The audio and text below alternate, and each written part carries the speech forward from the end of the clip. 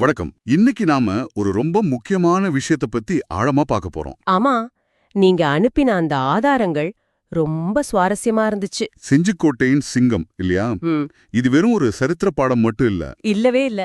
இது மானம், தியாகம், நட்பு. அப்புறம் ஒரு நினைவு எப்படி பல நூற்றாண்டுகளா வாழுது, இன்னொரு நினைவு எப்படி நம்ம கண் முன்னாடியே சிதைஞ்சு போகுதுங்கிறத பத்தின ஒரு கதை. ஆமா. முதல்ல அந்த காட்சியை கொஞ்சம் கற்பனை பண்ணி பாருங்க.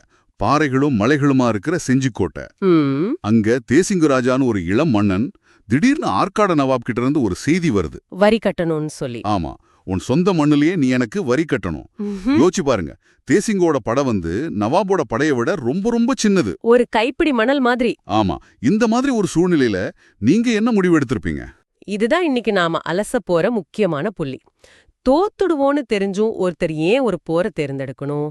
அதுவும் இல்லாம அந்த போர்க்களத்துல வெளிப்பட்ட அந்த அசைக்க முடியாத விசுவாசத்துக்கு என்ன அர்த்தம்? சரிதான். ஒரு கதை அதுக்காக கட்டப்பட்ட கல் கட்டிடங்களை விட எப்படி சக்தி வாய்ந்ததா மாறுது? சுருக்கமா சொல்லணும்னா, போர்க்களத்துல தோத்த ஒரு ராஜா எப்படி மக்கள் மனசுல ஜெயிச்சு இன்னைக்கும் வாழ்ந்துட்டு இருக்கார், அதைத்தான் பார்க்க போறோம். வாங்க ஆரம்பிக்கலாம். சரி, வாங்க நேரடியா விஷயத்துக்குள்ள போலாம். முதல் கட்டம், அந்த அந்த முடிவெடுக்க வேண்டிய ஒரு தருணம். மானமா உயிலா? ஆமா, தேசிங் அவர் ஒரு ராஜபுத்திர வம்சத்தை சேர்ந்தவர். ம், ஆற்காடு நவாப் வரி கேட்கிறாரு. ம். பார்த்தா இது ரொம்ப சுலபமான தேர்வு மாதிரி தெரியுது இல்லையா? வரியை கட்டிடு, உயிர் வாழு, இல்ல சண்டைக்கு போ. நிச்சயமா தோத்துடுவோன்னு தெரிஞ்சும் ஆமா, தெரிஞ்சும் அவர் போற தேர்ந்தெடுக்கிறார். ஏன்? இது என்ன வெறும் பிடிவாதமா? இது பிடிவாதத்தை விட ஆழமான ஒரு விஷயம். இங்கதான் மரியாதை அல்லது தர்மம்ங்கிற கொள்கையோட முக்கியத்துவம் வருது. ஓஹோ! நீங்க அனுப்புன ஒரு கட்டுரையில இத அழகா விளக்குறாங்க. ஒரு ராஜபுத்திர வீரனை பொறுத்த வரைக்கும் கப்பம் கட்டுறதுங்கிறது பணத்தை இழக்கிறது மட்டுமல்ல. சரி. அது தன் சொந்த ராஜ்யத்திலேயே தன்னை ஒரு அடிமைன்னு பகிரங்கமா ஒத்துக்கிறதுக்கு சமம். அப்போ இது இறையாண்மை சம்பந்தப்பட்ட விஷயம். சரியா சொன்னீங்க. அவங்களோட உலக பார்வையில இறையாண்மை இல்லாத ஒரு அரசன் அரசனே கிடையாது. அதனால தேசிங் முன்னாடி இருந்த தேர்வு உயிர் வாழ்வதா சாவதாங்கிறது இல்ல. ராஜாவா இறப்பதா அல்லது எதுவுமே இல்லாம போறதா என்பதுதான். அதுதான். அதனால இது ஒரு உணர்ச்சி வசப்பட்ட முடிவில்ல. அவரோட தர்மத்தின் அடிப்படையில எடுக்கப்பட்ட ஒரு தெளிவான முடிவு. சரி, அவர் போற தேர்ந்தெடுத்துட்டாரு. போர் தொடங்குது. இங்கதான் கதை அப்படியே ஒரு ஒரு வேற கட்டத்துக்கு போகுது. ஆமா, கதையோட ஆன்மாவே இங்கதான் இருக்கு. தேசிங்கு தனியா இல்ல, கூடவே அவரோட உற்ற நண்பன் தளபதி முகபத் கான். ஒரு ஹிந்து ராஜா, ஒரு முஸ்லிம் தளபதி. தோளோடு தோள் நின்னு போரிடுறாங்க. அந்த காலகட்டத்தை யோசிச்சு பாருங்க. மத பிரிவினைகள் ரொம்ப ஆழமா இருந்த ஒரு காலம் அது. ஆமா. அப்படி ஒரு காலத்துல இந்த நட்பு ஒரு பெரிய செய்திய சொல்லுது. உங்க ஆதாரங்கள்ல இருக்கிற நாட்டுப்புற பாடல்கள் இதை ஏதோ போகிற போக்குல சொல்லல, கொண்டாடுது. அப்போ இது வெறும் ஒரு ராணுவ கூட்டணி இல்ல. இல்லவே இல்ல. அவங்க ஒருத்தர் மேல ஒருத்தர் வச்சிருந்த அந்த விசுவாசம்தான் செஞ்சிக்கோட்டையை விட அவங்களோட பெரிய பலமா இருந்திருக்கு. இந்த நட்பை பத்தி பேசும்போது எனக்கு ஒரு கேள்வி வருது. இது உண்மையான பாசமா இல்ல அந்த காலத்துல இது ஒரு சாதாரண அரசியல் ஏற்பாடா? நியாயமான கேள்வி. ஆனா நாட்டுப்புற கதைகள் இத அப்படி பார்க்கல. ம். அவங்க 2 பேரும் சின்ன வயசுலேருந்து நண்பர்கள்ங்கறத அந்த பாடல்கள் திரும்ப திரும்ப சொல்லுது. ஓ, அப்படியா? அவங்க சேர்ந்து போரிட்டாங்க, சேர்ந்தே மடிஞ்சாங்க. இது வெறும் ஒரு ஏற்பாடா இருந்திருந்தா பல நூற்றாண்டுகளா மக்கள் மனசுல இந்த கதை நின்னு இருக்காது இல்லையா? உண்மைதான். அந்த மதங்களை கடந்த மனிதநேயம்தான் இந்த கதையை உயிர் போட வச்சிருக்கு. ஆமா.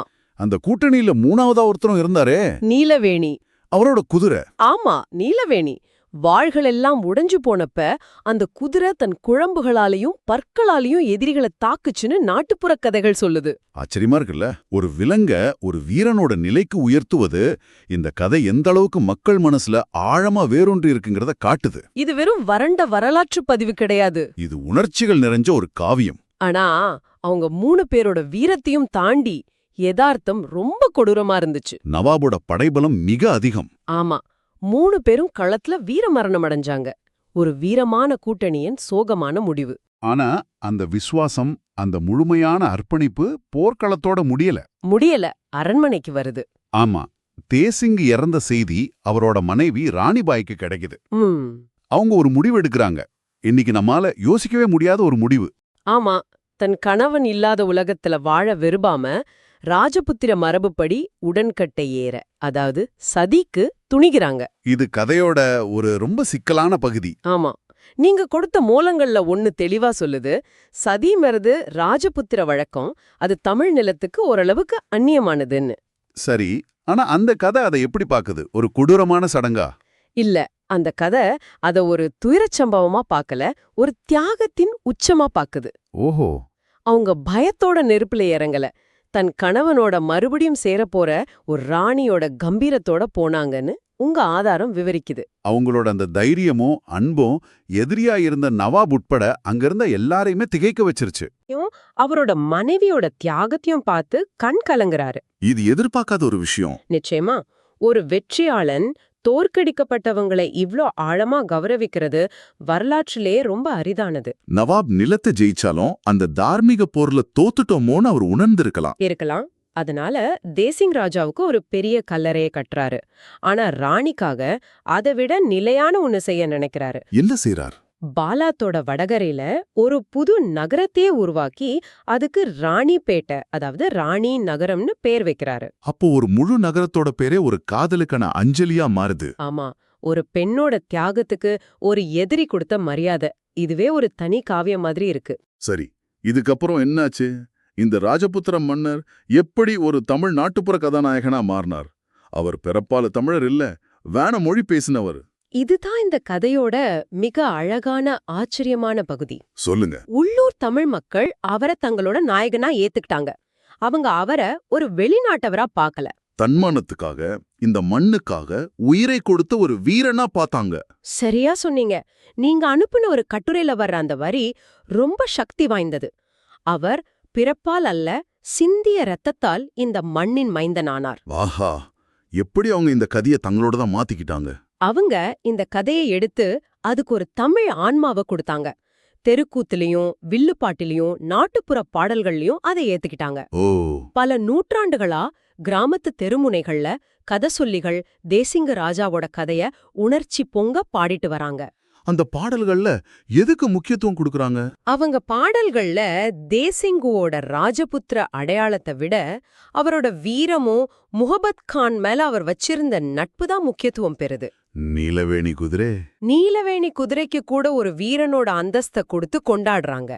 இப்படிதான் அந்த கதை இந்த மண்ணோட கதையா மாறுச்சு. ஆனா இங்கதான் கடைசி கொஞ்சம் வருத்தமான ஒரு திருப்பம் வருது. ஆமா, நீங்க பகிர்ந்து கொண்ட ஆதாரங்கள்ல ஒரு பெரிய முரண்பாடு தெரியுது. ஒரு பக்கம் கதை பாட்டுகள்லயும் கூத்துலயும் உயிர் போட வாழுது. ஆனா இன்னொரு பக்கம் அதுக்காக கட்டப்பட்ட நிஜமான நினைவு சின்னங்களோட நிலைமை, அதான் என்ன நிலைமையில இருக்கு? அதுதான் சோகமே. ராணிப்பேட்டையில ராணிக்காக கட்டப்பட்ட அந்த நினைவிடம் இன்னைக்கு ரொம்ப பாழடைஞ்சு யாரும் கண்டுக்காத ஒரு இடமா இருக்குன்னு உங்க ஆதாரம் சொல்லுது. ஊதுபத்தி எரிய வேண்டிய இடத்துல புல்லும் முள்ளுமா முளைச்சு கிடக்கு. தியாகத்தை பத்தி சத்தமா பேச வேண்டிய ஒரு கட்டடம் இன்னைக்கு நம்மளோட அலட்சியத்தை பத்தி மெதுவா முணங்கிட்டு இருக்கு. அப்போ நம்ம ஒரு முக்கியமான கேள்விக்கு வர்றோம். ஒரு பக்கம் பாழடைஞ்ச கல் கட்டிடம், இன்னொரு பக்கம் மக்கள் மனசுல வாழ கதை. இது நமக்கு எதை சொல்லுது? எது உண்மையான நினைவு சின்னம்? ஆழமான கேள்வி. ராணிப்பேட்டை நகரம் இன்னைக்கு பரபரப்பா இயங்கிட்டு இருக்கு. தொழிற்சாலைகள் ஓடுது, மக்கள் அவங்க வாழ்க்கைய வாழ்ந்துட்டு இருக்காங்க. ஆனா அங்க இருக்கிற எத்தனை பேருக்கு தன்னோட ஊரோட பேரே ஒரு ராணியோட காதலுக்கும் தியாகத்துக்கும் வைக்கப்பட்ட அஞ்சலிங்கிறது தெரியும்? தெரிய வாய்ப்பில்ல. கல் சிதைஞ்சுகிட்டு இருக்கு, ஆனா கதை இன்னும் காத்துல எங்கேயோ ஒரு மூலையில எதிரொலிச்சுக்கிட்டு தான் இருக்கு. ஒருவேளை உண்மையான அழியாவரம்ங்கிறது கல்லுல இல்ல, கதைகள்ல தான் இருக்கோ? யோசிச்சு பார்த்தா கல்ல நாம பராமரிக்கணும், அதுக்கு ஒரு எல்லை இருக்கு. ஆனா கதை அப்படி இல்ல. இல்ல, ஒவ்வொரு தலைமுறையும் அதை எடுத்து தனக்கு ஏத்த மாதிரி கொஞ்சம் மாத்தி அடுத்த தலைமுறைக்கு கடத்துது. நாட்டுப்புற பாடல்கள் வெறும் வரலாற்று சொல்லல, அதுல உணர்ச்சிய கலக்குது. ஆமா, அவரனப்பா தேசிங்க அவங்களோட நாயகனா மாறினார். ஒரு கட்டிடத்தால இந்த வேலையை செய்யவே முடியாது. சரியா சொன்னீங்க. அந்த நினைவு சின்னம் ஒரு குறிப்பிட்ட காலத்தோட நினைவா நிக்குது. ஆனா கதை காலத்தை தாண்டி பயணம் செய்யுது. அதனாலதான் இன்னைக்கு நாம தேசிங்க ராஜாவோட கல்லறையை விட அவரோட கதைய பத்தி அதிகமா பேசிட்டு இருக்கோம். நாம செஞ்சியில தோத்து போன ஒரு போர்ல ஆரம்பிச்சோம். ஆனா பல நூற்றாண்டுகளா உயிர் வாழ்ற ஒரு கதையில வந்து நிக்கிறோம். மானத்தை தேர்ந்தெடுத்த ஒரு ராஜா, மதங்களை கடந்த ஒரு நட்பு, ஒரு நகரத்தையே உருவாக்குன ஒரு காதல்னு பல பரிமாணங்கள் கொண்ட ஒரு ஆழமான கதை இது. நீங்க கொடுத்த மூலங்கள் நாட்டுப்புற கலையில உயிர் போட வாழ்ற ஒரு கதைக்கும் சிதைஞ்சு போயிட்டு இருக்கிற ஒரு கல்லு நினைவு சின்னத்துக்கும் நடுவுல இருக்கிற ஒரு பெரிய வித்தியாசத்தை நமக்கு காட்டுது. ஆமா, நாம நம்மளோட நாயகர்களை எப்படி நினைவுல வச்சுக்க விரும்புறோங்கிறத பத்தி இது நம்மளையே திரும்பி பார்க்க வைக்குது. நிச்சயமா. நாம முடிக்கிறதுக்கு முன்னாடி உங்களுக்காக ஒரு சிந்தனை. சொல்லுங்க. இந்த கதை ஒரு பெரிய காவியமா மாறுச்சு. ஏன்னா சாதாரண மக்கள் அதை திரும்ப திரும்ப சொல்லணும்னு முடிவு செஞ்சாங்க. ஆமா, இது எந்த ராஜாவோட ஆணையாலையும் பரவவில்லை. இல்ல, அப்போ நாம யோசிக்க வேண்டிய கேள்வி இதுதான். நம்ம காலத்துல யாருடைய கதைகளை நாம உயிர்ப்போட வச்சுக்க விரும்புறோம்? அந்த தேர்வு இன்னைக்கு நாம எந்த விழுமியங்களை மிக முக்கியமானதா நினைக்கிறோங்கிறத பத்தி என்ன சொல்லுது? யோசிச்சு பாருங்க.